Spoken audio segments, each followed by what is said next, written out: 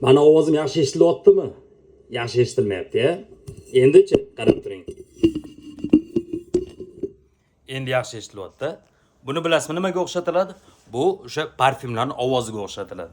2019-yil bitta kompaniyada ishlaganman. Bosh menejer bo'lib, aynan parfyum temasida. O'sha yerda mijozlarga o'tib ketayotgan umuman xaridorlarga qo'liga bloterga, qog'ozga atir sepib berardik va buni eshitib ko'ring derdik. Ko'pchilik hazillashib qulog'iga tutardi. Yo'q, parfyum ovozi bo'ladi. Ya'ni shunga to'g'rilab etiladi.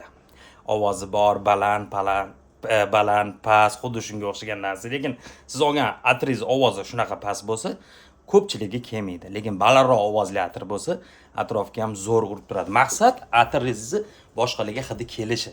Bo'lmasa shunchaki suv sepganingiz yaxshi. Parfyum aytamana 3 kun, 4 kun, 1 haftalab tursa-da, lekin hech kimga kelmasa, nima manfaat?